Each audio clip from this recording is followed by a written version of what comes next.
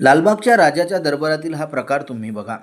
भाविकाला फरफटत नेऊन तेथील मंडळाच्या कार्यकर्त्यांकडून धक्काबुक्की करण्यात आली आहे. मुळात त्या भाविकाच्या डोक्यावर छोटी लहान मुलगी आहे याची सुद्धा जाणीव त्यांनी केली नाही. हा प्रकार दर्शनासाठी आलेल्या भाविकांना त्याच्या कॉलरला हात घालून बाजूला करणे हे लालबागसाठी नेहमीचंच बनलंय. मात्र यात भक्तांचा अपमान होत नाहीये का? VIP लोकांना स्पेशल दर्शन आणि सामान्य भक्तांना कॉलर पकडून खेचाखिची. भक्तांना धक्काबुक्कीचं उदाहरण हे राज्यामध्ये पहिलं नाही आहे.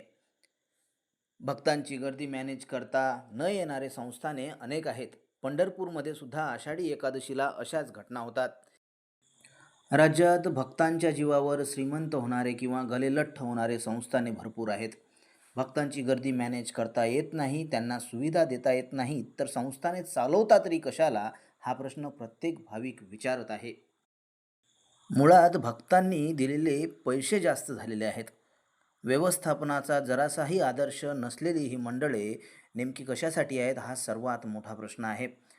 राज्यात असे अनेक संस्थाने आहेत, मात्र शेगाव संस्थान संत गजानन महाराज यांचा व्यवस्थापनाचा थोडा जरी आदर्श अशा संस्थानांनी जर का घेतला तर माझ्या मतानं यांची होणारी बदनामी नक्कीच कमी होईल.